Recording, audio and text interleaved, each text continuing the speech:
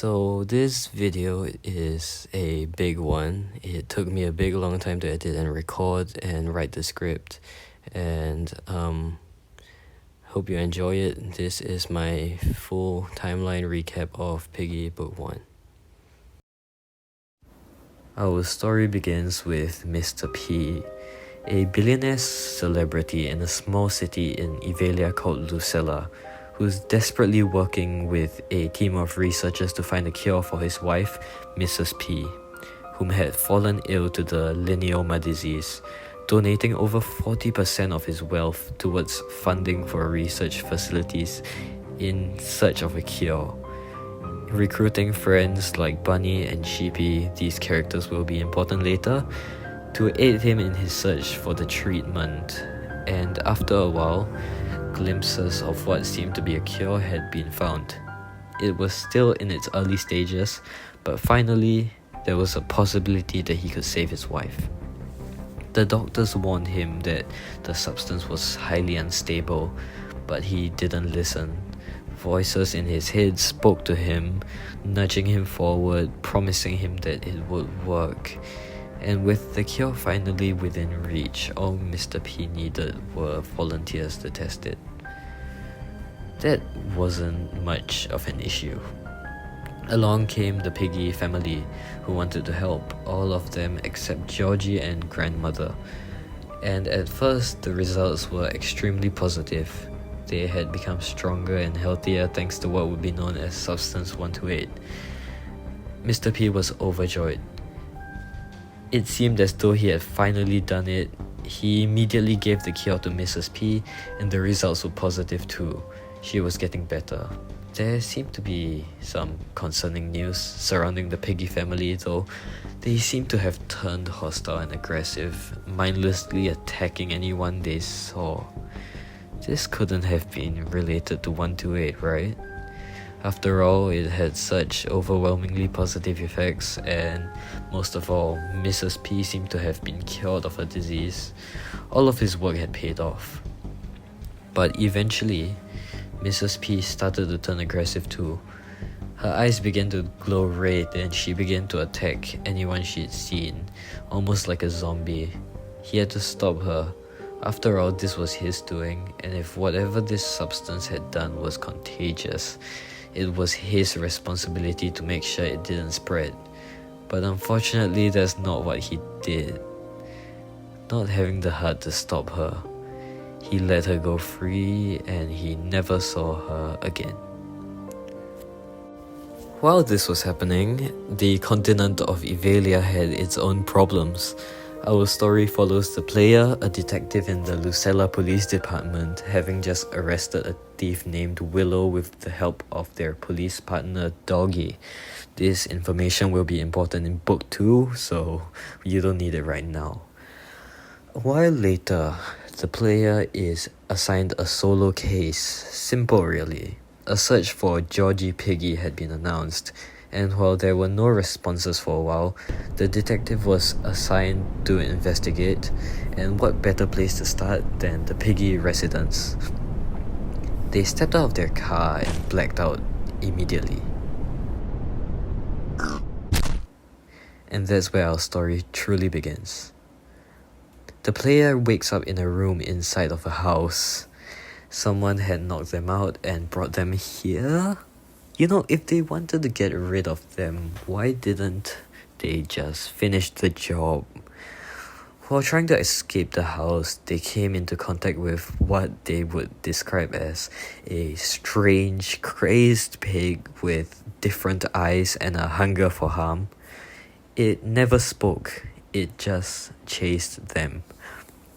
As soon as they escaped the house, they immediately got in the car and sped off to the nearby police station to get help. As it turned out, this seemed to be far more than just a case of a missing child.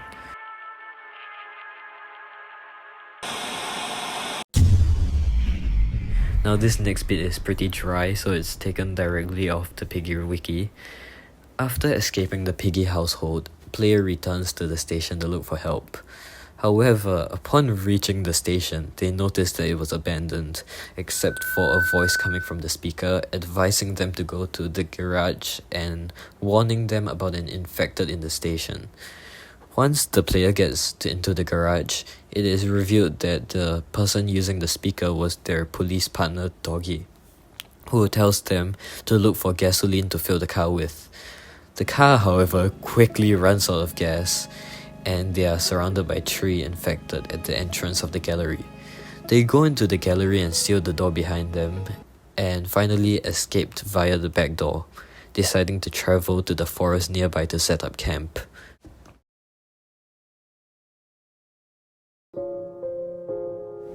Four uneventful weeks pass by.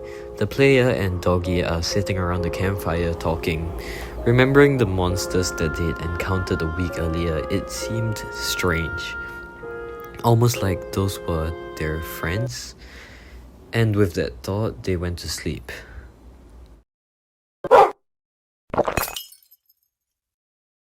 The player wakes up to the sound of a dog barking and broken glass. Doggy had become one of them, and worse, one of the infected from the gallery had found them. After making their way out of the forest, the player finds a radio, or a walkie-talkie if you prefer, on the ground. The voice on the radio leads player to an abandoned school and introduces himself as Mr. P. He tells player that he needs them to find a friend of his and help them to get out of the school safely. He then tells them to meet him in the school sewers afterwards. After all, maybe if they couldn't save their own friend, they could do it for someone else. Making their way through the abandoned school, player is once again chased by the now infected teacher. They manage to unlock the surveillance room on the 2nd floor of the school, where they are joyfully greeted by Mr. P's previously mentioned friend, Bunny. As it turns out, after the infection started, Mr. P and Bunny went to the school for a supply run. They, however, ran into teacher who had already become infected. As a result of the ambush, Mr. P and Bunny got separated, and Bunny had to lock herself in the surveillance room, and she remained there for a while. In the player's words, she was a sharpshooter bunny with an eye patch, who was very kind and thankful, and had an inspiring enthusiasm. She comes along with the player, and they make their way to the sewers underneath the school, meeting Mr. P. The player, however, suddenly begins to feel sick and faints. Player wakes up for a brief moment. It seemed that Bunny and Mr. P had brought them to the hospital on a stretcher. "Hang in there, player, we're going to help you," they heard Bunny say. And suddenly, they saw Doggy once again. For a brief moment, the player experiences a hallucination of Doggy at the side of the stretcher, before they blacked out again. While the player's out cold, the hospital gets raided. We never really got confirmation as to who or what raided the hospital, but it can probably be inferred that it was the infected. One of the doctors, Barry, gets infected, and the places is evacuated, with Mr. P escaping to the roof to wait for Bunny and the player in his helicopter. Bunny seemed to light up upon the player's awakening. She explains to them that the hospital had been raided and that it was no longer safe, and she also explained that Mr. P and the researchers didn't think the player was going to make it, as they were already showing minimal signs of the infection. Bunny, however, never gave up on them. She believed it was her duty to protect the player from being thrown out and deemed a lost cause. She tells the player that the hospital was now being evacuated and that Mr. P was waiting for them on the roof, and so they hastily make their way through the hospital while being chased by the infected doctor. Finally, they arrive at the rooftop. What awaited them, however, was an empty helipad. Mr. P had left without them. Betrayed, Bunny decides that they just have to find another way out. Player agrees and they begin to leave, but Bunny stays for a little bit longer. "Bunny, are you coming?" "Yeah, coming." She begins to walk away. As it turned out, Mr. P had left a note on the floor. It said, "I have to do this for our own good."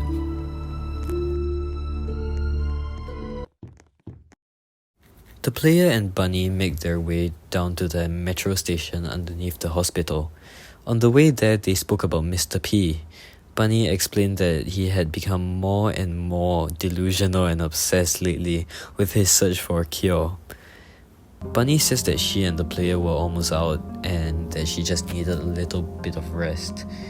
She then gave the player her crossbow to protect themselves, and the player rushes through the metro station looking for tools to repair the train with.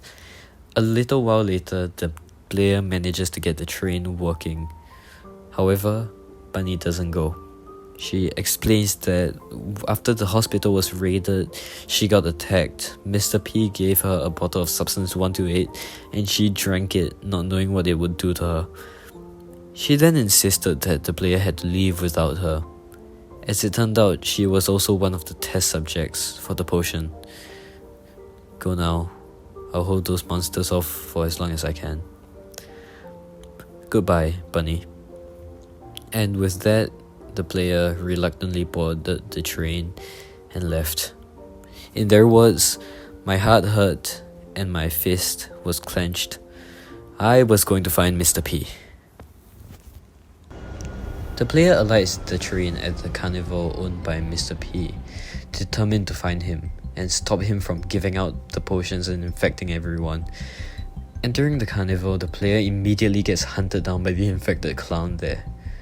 Even more peculiar though is that there was an infected fox locked inside a cage in the carnival, with a note that said, "Do not open, monster inside," and it was signed off by someone named TSP.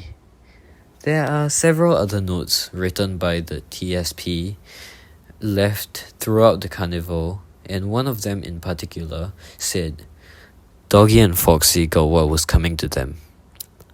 Seemed that Foxy was the name of the infected in the cage, but Doggy, he'd just gotten infected a while ago, meaning that this TSP person had known that he was infected and had come here recently. Anyway, at the exit of the carnival, the player meets two survivors, Zizzy and Pony. Pony, who the player describes as a clumsy yet comforting ally, thought the player was one of the infected at first, but Zizzy immediately reminded him that the infected couldn't talk. Zizzy then introduced herself and Pony to the player. They were on a supply run, but found the player on the way and trusted them enough to decide to bring them home. On the way back, Zizzy and Pony spoke a lot to the player about untrustworthy survivors, warning them to be wary around other survivors. It seemed that this apocalyptic situation had really brought the worst in some people. Following the events of the carnival, the next cutscene shows Zizzy, Pony, and the player standing on the rooftop of one of the buildings in the city, looking at the safe house from above. The gate to the safe place was blocked off and it was on fire, forcing them to venture through the abandoned city, finding tools to unlock the gate. After escaping at last, the three stop for a chat. The player explains that they were a police officer looking for a missing kid, and Pony tells them he was working towards being an optometrist like his father, and Zizzy explains that she was a fencing coach and that she also taught her younger sisters Z and Zuzi to fight. They'll be important later on. The player then explains that they are going to stop Mr. P and that he was giving out potions that turned people into the infected. Zizzy offers to help and tells player that they could stay with the safe place for a while. Suddenly, they hear a noise coming from a dumpster nearby. Whoever it was, they weren't infected as they seemed to run away after being noticed. Player and Zizzy decide to investigate, while Pony stayed behind at the safe place. Zizzy and the player followed the shadowy figure to a nearby mall. There, they find that the figure had barricaded themselves in a storage room. However, getting through the mall didn't come without its problems. The security droid there seemed to be malfunctioning and it was trying to hunt them down. It's worth it to mention, however, that if you give Zizzy any grass you can find, she can help you stun the security droid for 30 seconds. There was also an infected mouse crawling through one of the vents and her legs seemed to be amputated. After managing to unlock the barricaded doors, the stalker finally reveals himself to be Georgie, the missing child that the player had been looking for, the youngest child in the Piggy family. Georgie Piggy. He explains that after his family visited the hospital, they acted strange and scary. He went to the city looking for his grandmother, but she was infected too. Zizzy tells him that he'd be safe with them, and the player tells him that they would find the person who caused all of this. Finally, they return to the safe place with Georgie. Zizzy introduces Georgie and the player to her sisters, and Zuzi immediately says that the player looks pretty funny, probably because they seem to be the only human in the story thus far. It's also worth it to mention that the older twin, Z, isn't able to speak and has no lines at all in the entirety of the story. Aside from Z and Zuzi, there are two other members of the safe place. Giraffe, the retired Toys R Us mascot, and Mimi, an engineer. By the way, he's not actually a Toys R Us mascot, I'm joking, that's a joke. Pony tells the player that Mimi had tracked a helicopter signal from the nearby military outpost. The player immediately decides to follow the signal and track Mr. P down. Pony and Zizzy insist on coming along and they set off to stop Mr. P once and for all, leaving Georgie in the care of the others at the safe place. Georgie, however, had other plans. He wanted to see the person responsible for taking his family away. When they arrive, the military outpost is infested with infected soldiers all over. While Zizzy helps to fight the soldiers off, Pony and the player manage to get the door to the plant open where they had tracked Mr. P's helicopter to. As player was preparing to enter, Georgie showed up. He had snuck out of the safe place by convincing the twins to play hide and seek with him, and he wanted to see Mr. P. Player wasn't happy about this, of course, as Georgie could have easily gotten hurt, but they reluctantly agreed to bring him along as he stayed close and out of trouble. And they couldn't go back now, not after Georgie had accidentally attracted an entire swarm of infected soldiers. Pony and Zizzy decide to stay behind and fight off the crowd of infected soldiers, while the player and Georgie go into the plant to confront Mr. P. While Georgie and the player walk off into the plant, Pony says, "Zizzy, if we don't make it out of this, I just want to let you know," followed by Zizzy's response, "It's okay, Pony, I already know. This will be important in book 2. Georgie and the player find Mr. P standing on one of the plant's platforms, with his back turned to them. He had been changed, turned into some sort of cyborg, and one of his arms was replaced with a gun. With his back turned to them, he says the following: "I've become a disaster. I tried to make things better, but ended up making them worse."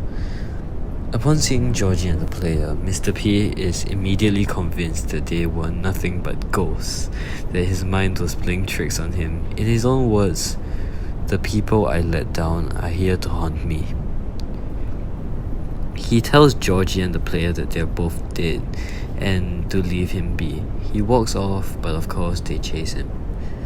After a moment, he stops abruptly. He says that he only wanted to be left alone, but that the memories still haunt him, and that they were just as stubborn as he was when he tried to save his wife, but that now he would stop them like he should have stopped himself. He then cocks his gun and he starts to attack them.